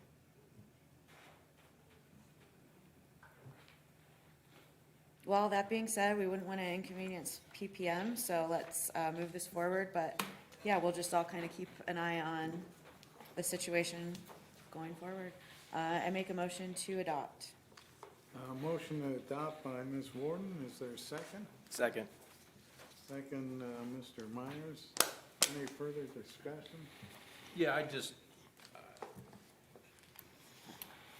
I understand what Ms. Warden is saying in this, and I don't entirely disagree with her, from the standpoint that, you know, I don't drive by that particular part of town very frequently, but I know that now that I saw the photo and know where it is, anybody that has gone by there knows that this has been an issue in terms of there's stuff sitting in your driveway that's not supposed to be there. So while I don't want to be I don't want to be the city that's going to, I don't want to say renege, but be unnecessarily judicious with monies that we've already contracted with, I think ultimately we needed to do a better job as a city to pay attention to that and get on this guy before now. Because, I mean, actually what I feel is we're kind of being put in the spot that we're being the bad guys in this, and actually, this isn't our issue. We're just the ones that've got to approve this legislation. So, that's Thank you, all I have. Mr. Thank you. Sanders. Well said. Anything further? Seeing none, would you please call the roll for the motion, on the motion to adopt? Ansel, Yes. Bastancik, Yes. Cavan, No. Myers, Yes. Sanders, Yes. Silvestri, Yes. and Warden. No. Okay. The motion or the resolution 2021-42 passes. And I should just point out that, and Mr. Long's still here, so he can validate there, when there's a contract and there's problems, you usually give the person an opportunity to cure before pulling the rug out from them. So I think at best that's what we did, and I certainly agree with the issue that if it's not continued to be rectified, then we'd be crazy to renew his contract here in 4 months. So I certainly understand the displeasure and being upset with someone who we contract with and doesn't comply with the I just don't think we should reward bad behavior. That's all. It's that easy. Okay, we'll look at resolution number 2021-43. It'll be presented by Mr. Ansel. It is a budgeted item, but before I get to you, Mr. Ansel, would you please read the title of the resolution? Resolution number 2021-43, a resolution authorizing the expenditure of funds for welding services with McCune Welding and allowing for immediate enactment. Okay, Mr. Ansel, the floor is yours. Thank you, Mr. President. We have a very similar situation involving McCune Welding, whereas PPM Division, Recreation Division, Utility Divisions have utilized McCune Welding for various welding services, including pool repairs, grit dumpsters, leaf boxes, benches, and other miscellaneous welding projects. And I will note that each time that is awarded, it is solicited in terms of competitive quotes, and McCune consistently receives the awards and provides the exceptional service and maintains their property impeccably well. So, that being noted, we are approaching the $50,000 in excess expenditures before the year end, and there's still some additional works that will need repaired. And in positioning for that and to ensure McCune Welding is compensated for the work that they do on an ongoing competitive review process, they would like to have some additional funds allocated to provide payment and to also exceed the potential threshold of $50,000. Very straightforward. From a supplier who consistently knows the facility's standard operating procedures and mode of operation, a valued resource, again, a variable resource versus a fixed cost that has been very responsive. So being that this is a budgeted item and also is a competitive bid review process, I would ask that we go ahead and approve the additional expenditures to provide payment to McCune Welding. Okay, motion to adopt by Mr. Ansel. Is there a second? Second. Second by Mr. Silvestri. Anything further? I assume welders are in short supply, so it's nice to have one that has done good work and quality work for us, and one that we can rely on and maintains their property. Seeing nothing else, would you please call the roll on the motion to adopt? Bastancik? Yes. Cavan? Yes. Myers? Yes. Sanders? Yes. Silvestri? Yes. Warden? Yes. And Ansel? Yes. Resolution number 2021-43 passes. We'll look at resolution number 2021-44. This will be presented by Ms. Warden. It is a budgeted item, will not require suspension of the rules. Before I get to you, Ms. Warden, would you please read the title of the resolution? Resolution number 2021-44, a resolution authorizing the expenditure of funds for preventative maintenance work for paved surfaces and allowing for immediate enactment. Ms. Warden, the floor is yours. Thank you. This resolution is similar to the previous two in that it seeks to authorize payment to one of our vendors. This is Kreitz & Son Paving for preventative maintenance services such as crack sealing and seal coating asphalt surfaces on roadways, parking lots, and bike trails. They also provide concrete repairs on curbs and gutters, streets, parking lots, sidewalks, and other areas owned by the city. Our Public Property Maintenance Division solicited quotes for the work and selected Kreitz & Son, with whom they're happy with the work that they're providing. To date, the city has encumbered $32,000 for services from Kreitz & Son and expects to see that cost increase to approximately $70,000 by year's end. As this is over the $50,000 threshold for the city to pay a single vendor, it will require authorization from council. Before we move forward with that, I did notice that the company is named throughout this resolution as Kreitz & Sons, but I believe it should actually just be Kreitz & Son with no S. I don't think that requires any type of amendment. It's probably a typographical error, but I know that I've thought that in the past and it's been a hassle, so I just wanted to point that out. Is everything good with that? I don't know whether it's got an S on the end or not. That's how it came across in the agenda request. Oh, okay. It was, when I looked it up, looking up their address, Mr. Dending is admitting to the slight error, so.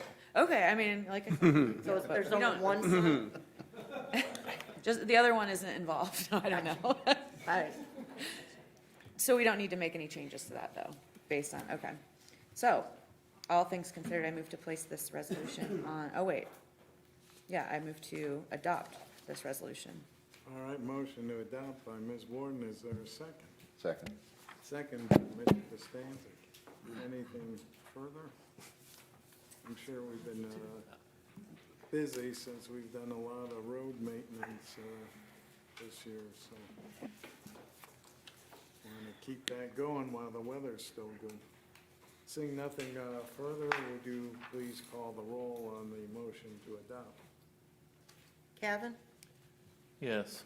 Myers? Yes. Sanders? Yes. Silvestri? Yes. Warden? Yes. Ansel? Yes. And Bastancik? Yes.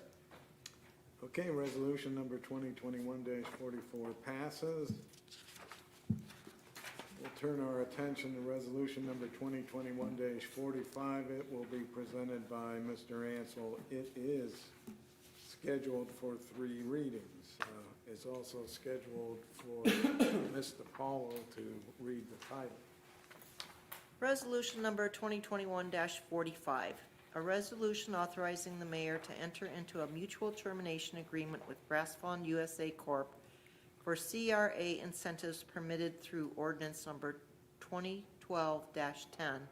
for immediate enactment. All right, Mr. Ansel, the floor is yours.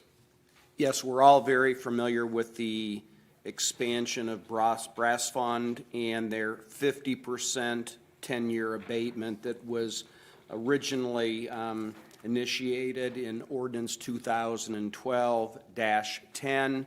whereas they invested $700,000 for a facility expansion with 2 full-time jobs promised.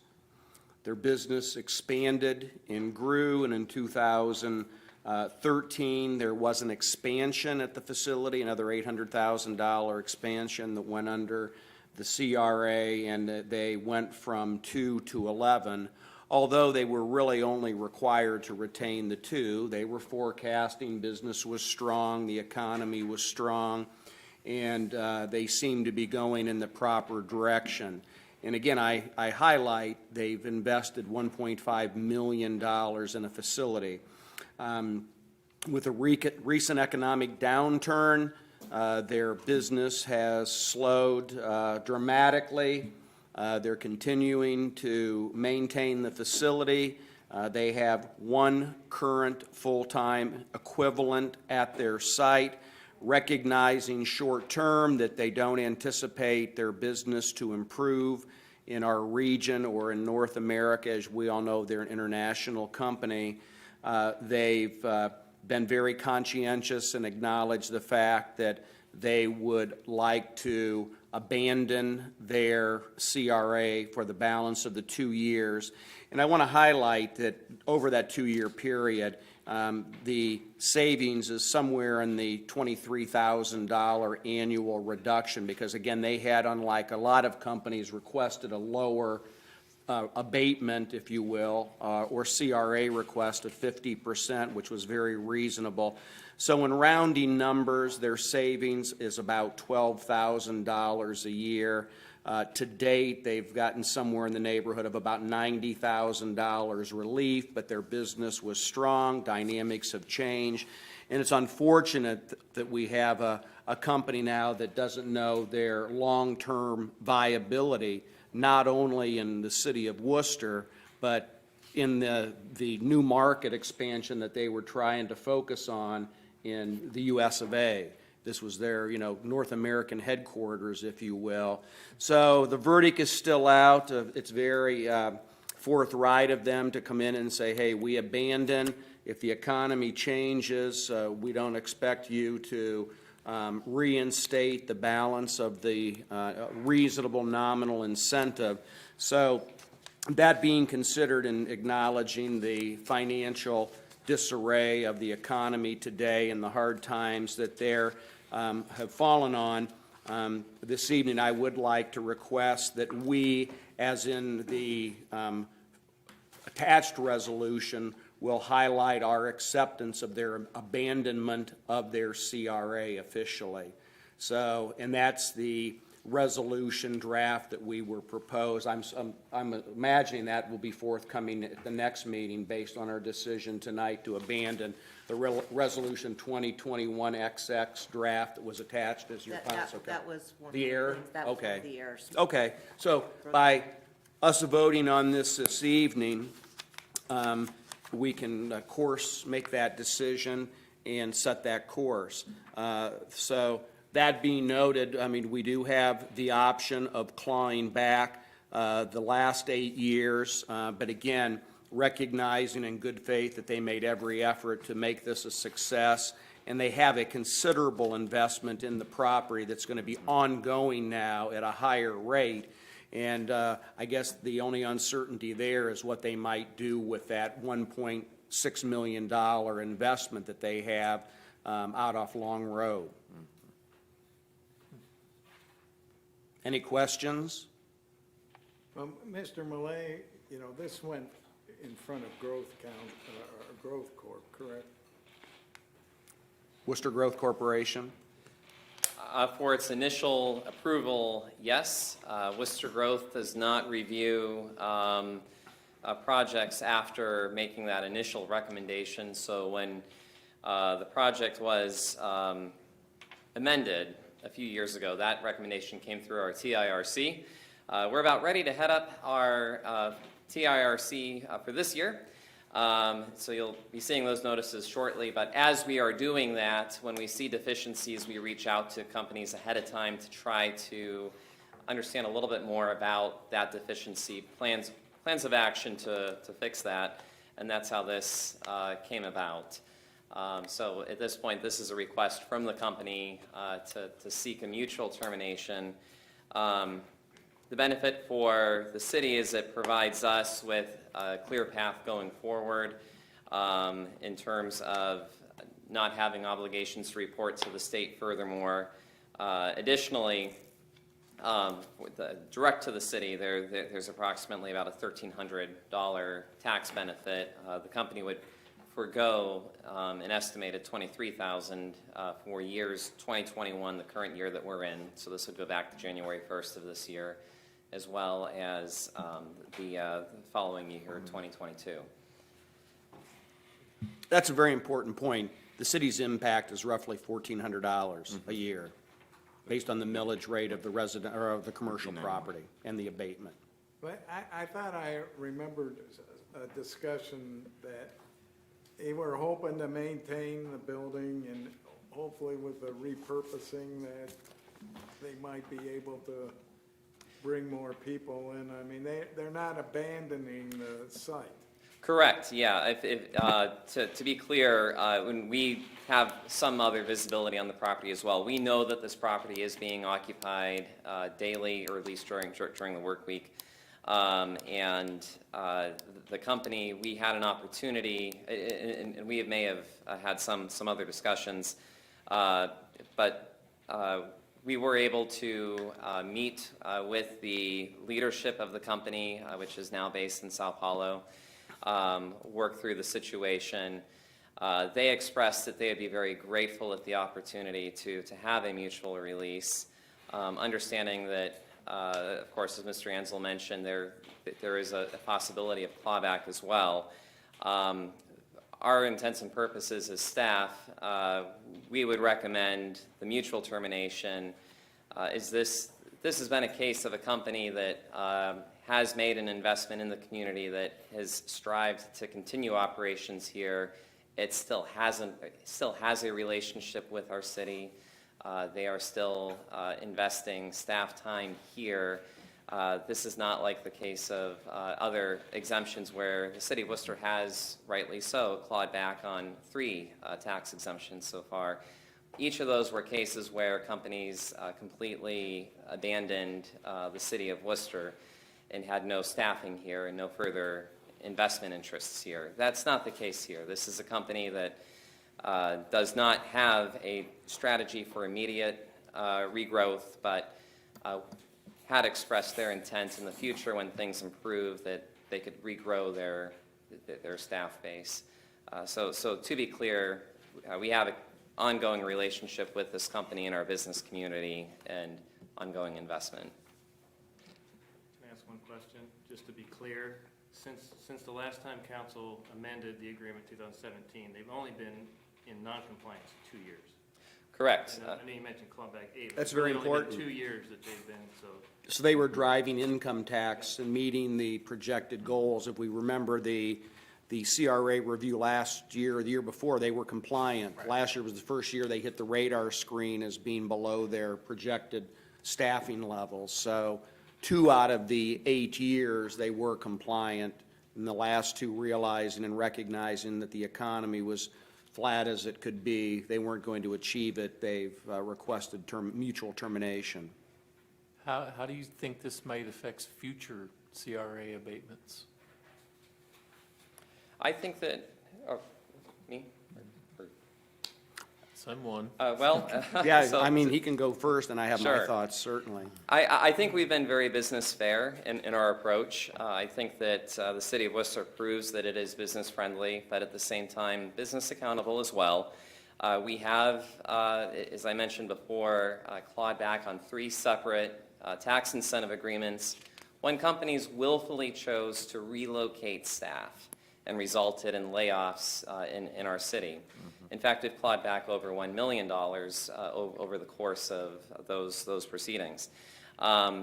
That's not the case here, where this is a company that has not abandoned the city. This is a company that has decided that it wants to continue to make an investment here. It still has staff here in the city of Worcester who are paying income tax to our city. They are asking for the ability to forfeit the remaining $23,000 approximately that's on their contract with us. So I think what this does here by explaining that, we have the ability to work with companies, but we have a history of accountability. I think that shows that we're, again, very business-friendly, but we do also demand accountability. And Mark, here's an abbreviated summary of that. It's up to council, each specific situation, and it's went both ways, where we've made clawbacks for decisive reasons and we've waived others for mitigating circumstances beyond company's control. But the cool thing about it, it's always up to council when these issues come up during the CRA and abatement review process, and also when a company would make a mutual request for termination. So each one is evaluated on its own merit. And the thing that's really most significant about this, it's insignificant dollars to the city of Worcester, and we get to make that decision. It's roughly $1,300 a year in terms of our portion of the CRA. Now, it impacts the schools and it impacts the county, but our financial impact is really quite negligible. I really feel disheartened for the company out of São Paulo, Brazil, who made a $2 million investment in our community and was not successful.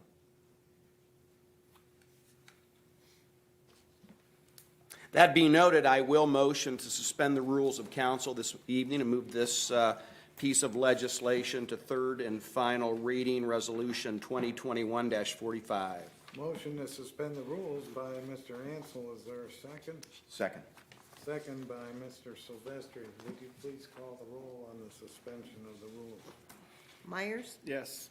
Sanders? Yes. Silvestri? Yes. Warden? Yes. Ansel? Yes. Stanzik? Yes. And Cavan. Yes. Okay, Thank you. Rules have been suspended. Motion to adopt, Mr. President. Motion to adopt by Mr. Ansel. Is there a second? Second. Second by Mr. Myers. Any further discussion? So basically, these last 2 years are going to pay their full freight. Correct. And hopefully they will find a rebranding or repurposing that will bring more people in. So, and hopefully they will look to Worcester as being, as you say, business friendly and fair. And their president did extend their thanks for having the city explore this opportunity. They were very grateful and did want to convey that we were told thank you several times on that. Okay. Anything else? Seeing none, would you please call the roll on the motion to adopt? Myers? Yes. Sanders? Yes. Silvestri? Yes. Warden? Yes. Ansel? Yes. Stanzik? Yes. And Cavan. Yes. Okay, resolution number 2021-45 passes. Resolution number 2021-46 will be presented by Mr. Ansel. It is slated for 3 readings. Mr. Paulo, would you please read the title of the resolution? Resolution number 2021-46, a resolution accepting the amounts and rates as determined by the Budget Commission and authorizing the necessary tax levies and certifying them to the county auditor. All right, Mr. Ansel, the floor is yours, and again, it's slated for 3 readings. Yes, this is just very straightforward. This is a consecutive process, whereas the summary amounts required by the general property tax as approved by the Budget Commission and county auditors estimated tax rates. And we can see the 3 funds referenced and the millage reference: general fund, $2,311,700, 5.2%. Fireman's fund, $195,400, 0.30%, and police pension, $195.4. Be put in the budget. It's the projected millage and approximate rates for the 2022 fiscal year. So we do this every year, and it's just part of the budgetary process of which the county plays a key role. So that being noted, and since this is a repetitive annual, unless there's something that startles council members in terms of the projected millages and the dollars involved. I will motion to waive the rules of council and move this to third and final reading this evening. I'm going to say, even if they are stunned and astounded, you're going to motion to suspend the rules, right? Yes. Okay. A motion to suspend the rules by Mr. Ansel. Is there a second? Second. Second by Mr. Silvestri. Would you please call the roll on the suspension of the rules? Sanders. Yes. Silvestri. Yes. Warden. Yes. Ansel. Yes. Stanzik. Yes. Cavan. Yes. And Myers. Yes. Okay, the rules are suspended. Mr. Motion to adopt, Mr. President. Motion to adopt by Mr. Ansel. Is there a second? Second. Second by Ms. Warden. Are you shocked and awed, or is it pretty straightforward? Do we do this every year? Seeing nothing else, would you please call the roll on the motion to adopt? Sanders. Yes. Silvestri. Yes. Warden. Yes. Ansel. Yes. Stanzik. Yes. Cavan. Yes. And Myers. Yes. Resolution number 2021-46, and Mr. Doherty would probably agree with me. Even if we disagreed with this, there isn't much we can do about it. So it's just the fact that we looked at it and approved it. So. Ordinance number 2021-30. This will be presented by Mr. Ansel. It is slated for 3 readings. Would you please read the title of the ordinance? Ordinance number 2021-30. An ordinance amending the annual appropriation ordinance and allowing for immediate enactment. Mr. Ansel, the floor is yours. Yeah, what wonderful news. Anytime the city receives unanticipated funds, we have to approve the appropriation into our general fund. And this is one such situation where the American Rescue Plan Act was established to assist in the coronavirus fiscal recovery fund, both at the state and local levels. Our release or tranche for the first go-around, it's allocated over a 2-year period. As we are all aware, Worcester will receive $2,764,799.46, of which we will receive our first appropriation from the unappropriated balance of the COVID-19 Response Fund, Fund number 124, into our general fund in the amount of $1,382,399.73. So great news to have those funds that are so vitally needed to assist in reimbursing the city for outstanding services and materials and safety wear and so forth to battle COVID. So we are all very aware of this, and based on the understanding and the final figures being identified, I would like to motion to suspend the rules of council and move receipt of these funds into our general fund ASAP. All right, motion to suspend the rules by Mr. Ansel. Is there a second? Second. Second by Mr. Cavan. Would you please call the roll on the suspension of the rules? Sanders. Yes. Silvestri. Yes. Warden. Yes. Ansel. Yes. Stanzik. Yes. Cavan. Yes. And Myers. Yes. The rules have been suspended. Mr. Motion to adopt, Mr. President. Motion to adopt by Mr. Ansel. Is there a second? Second. Second by Mr. Cavan. Hard to turn down almost $1.4 million. You don't. I'm not turning it down. Seeing nothing else, and the fact that we'll accept this, would you please call the roll on the motion to adopt? Sanders. Yes. Silvestri. Yes. Warden. Yes. Ansel. Yes. Stanzik. Yes. Cavan. Yes. And Myers. Yes. Okay, that ordinance number 2021-30 is adopted. Ordinance number 2021-31 will be presented by Ms. Warden. It is slated for 3 readings. Before I get to you, Ms. Warden, Mr. Paulo, would you please read the title of the ordinance? Ordinance number 2021-31. An ordinance authorizing the conveyance of property to the Wayne Center for the Arts and allowing for immediate enactment. Ms. Warden, the floor is yours. Thank you. This is an exciting ordinance. It seeks to transfer land from the Walnut Street Park property from city ownership to the Wayne Center for the Arts. The Arts Center has successfully secured funding through grants and perhaps other channels I'm not aware of to expand their facilities and provide community amenities to the Walnut and Grant Street neighborhoods. Some of these amenities will include an art park playground, a sculpture park, multi-purpose basketball court, a performing arts space, and additional facilities for camps, workshops, and after-school programs. The land transfer will lift the maintenance responsibilities and costs off of the city and will give the Arts Center the ability to improve the surrounding property and nearby neighborhoods. To bring this park area up to current standards, it is estimated that it might cost the city taxpayers more than $125,000 with annual maintenance costs between $2,500 and $3,000. And then through these grant funds, the Wayne Center for the Arts has secured a $375,000 grant to help cover the costs associated with these plans. The Performing Arts Pavilion would allow for a wide range of entertainment opportunities, including music and theater. An art park playground will encourage creativity and exploration through music and visual arts themed equipment. The multi-purpose basketball court will continue to provide a space for recreation in the area and would also undergo a much-needed upgrade and aesthetic transformation. The facilities would add to the Arts Center's extensive programming and would also provide them with the ability to rent out the various spaces for private events.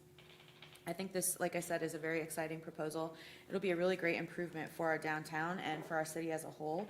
So unless anyone on council wishes to keep this on first reading, I plan to place it on third and final this You evening. control the legislation, Ms. Warden, so I will take that as a motion to suspend the rules. You I can take it second as a that. motion. And a second by Mr. Cavan. Would you please call the roll on the motion to suspend the rules? Myers? Yes. Cavan? Yes. Stanzik? Yes. Ansel? Yes. Warden? Yes. Silvestri? Yes. And Sanders. Yes. Rules have been suspended. Ms. Warden, I turn to you again. I motion to adopt. Motion to adopt by Ms. Warden. Is there a second? Second. Second by Mr. Cavan. Anything further? What a great synergistic between the Wayne Center for the Arts and the City of Worcester. Yes. I just wanted to speak a little bit for the director, James Fox. He was planning on being here and then had an unexpected conflict. So that's the only reason he's not here, but he's very excited. He's the one that prepared the nice report that you see there. Oh, okay. It is Well, very it should nice be. report. Cool. And Mr. Beitendijk, you might remember from one of our previous Let's Chat sessions, a young lady by the name of Allison, hard to forget her name. She was interested in perhaps putting in an art installation that reflected, I guess, the, I don't want to say the Black Lives Matter movement, but basically represented the African American community. And I think I would love for her, if she's watching, which would be shocking, but I would love to put her in touch with Mr. Fox and perhaps have something in the sculpture garden that they are hoping to install on this property. That's a great idea. Like I said, I would hardly endorse her efforts. Anything further? Seeing none, would you please call the roll on the motion to adopt? Myers? Yes. Cavan? Yes. Stanzik? Yes. Ansel? Yes. Warden? Yes. Silvestri? Yes. Sanders? Yes. Ordinance number 2021-31 passes. Hey, we're rounding third and headed home, as Casey Coleman would say. Two more pieces of legislation. Next one is ordinance number 2021-32. Is presented by Ms. Warden. It's slated for 3 readings, but if you would, Mr. Paulo, read the title. Ordinance number 2021-32. An ordinance authorizing the mayor to enter into a lease of real estate and an option to acquire property through land exchange and providing for immediate enactment. Ms. Warden, the floor is yours. Thank you. This is another exciting ordinance. It is just for a parking lot, but it also nods to some future development that the east end of our downtown, known as the East Liberty District, will be experiencing. It is a request for the city to enter into a lease agreement with Liberty Street Partners LLC to develop additional parking in the East Liberty District. And the property is located between South Street and the east-west alley that runs parallel to East Liberty and sits adjacent to the existing public parking lot that we just recently constructed. Based on the city's comprehensive plan, the East Liberty District will bring a number of commercial, residential, outdoor public developments to the part of our community that has really been in dire need of revitalization. With these developments comes the need for additional convenient public parking, and the property owner is willing to enter into this lease agreement of $0 with the city with the expectation to eventually transfer the lot to city ownership in exchange for land of like value. The lot is currently partially paved, but the city will bring it up to current standards and provide all maintenance services. I would like to move to place this on third and final reading this evening. All right, motion to suspend the rules by Ms. Warden. Is there a second? Second. Second by Mr. Silvestri. Would you please call the roll on the motion to suspend the rules? Sanders, Yes. Silvestri, Yes. Warden, Yes. Ansel. Yes. Costansik. Yes. Cavan, Yes. and Myers. Yes. And the rules have been suspended. I do turn to you again, Ms. Warden, for another motion. Thank you. I motion to adopt. Motion to adopt by Ms. Warden. Is there a second? Second. Second by Mr. Silvestri. Any further questions? How much is the lease? $0. $0? Okay, just double checking. Sometimes And we'll free include that in the budget. is sometimes not so free. Anything else? Seeing none, would you please call the roll on the motion to adopt? Sanders, Yes. Silvestri, Yes. Warden, Yes. Ansel. Yes. Costansik. Yes. Cavan. Yes. And Myers. Yes. Ordinance number 2021-32 passes. Our final piece of legislation will be presented by Mr. Ansel as budgeted, and that is resolution number 2021-47. Would you please read the title, Mr. Paul? Resolution number 2021-47, a resolution authorizing the Director of Finance to issue payment for services rendered prior to the fiscal officer's certification of availability of funds and allowing for immediate enactment. Mr. Ansel, the floor is yours. We have funds available. This was for lawn mowing services that remittance was delayed because the contractor did not submit the proper W-9 in a timely manner. Therefore, the services were performed. They couldn't pay him. They've resolved that. They want to pay him for services rendered, and this is as vanilla as it comes. I would like to suspend the rules and move this to, or I would just motion to adopt because it is a budgeted item. Okay, motion to adopt by Mr. Ansel. Is there a second? Second. I heard Mr. Myers first. Any further question, comments? Seeing none, would you please call the roll on the motion to adopt? Ansel. Yes. Costansik. Yes. Cavan. Yes. Myers. Yes. Sanders. Yes. Silvestri. Yes. And Warden. Yes. Resolution number 2021-47 passes. We have one individual signed up to speak on miscellaneous topics. Ms. Weber, if you would, come state your name and address, and we'll have 2 minutes. Thank you. My name is Desiree Weber. I live at 124 East Liberty Street here in Worcester. It's nice to see all of you. It's been a couple months. I want to thank council this evening for allowing community members to make public comments on issues of importance to them. That's a practice that started in the early part of the summer, and I want to just, again, thank you for allowing that to continue as a practice of the Worcester City Council.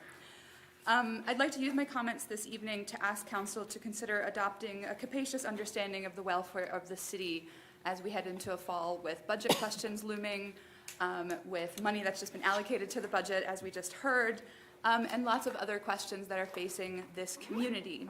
So a capacious understanding of the welfare of the city and its residents includes things like the physical health of residents in a global pandemic that still is not abating, the availability of affordable housing for all residents, not just housing, but affordable housing specifically, the careful consideration of how current policies and practices, even if put into place in the best of intentions, sometimes can and do have the effect of coming down differently on different residents in our community, whether for reasons of income or race or sex or gender or any other differences that we might have. And so I want to take this opportunity also to applaud City Council for efforts such as, even this evening, the transfer of property to the Wayne County Center for the Arts and the murals that have been proposed and other projects that are in the works. I've also heard of the expansion of the Rosa Parks Parkway here in Worcester, and there's lots of other projects and initiatives and ideas that are bubbling in the city that I'm hoping that Worcester City Council can be involved with. Again, you're already involved in some of them. I also think that these expansive and capacious understandings of the welfare of the city are important in reaffirming Worcester's words on our very own city seal, right above you, that we are in fact a community of progress. So thank you for that. Thank you.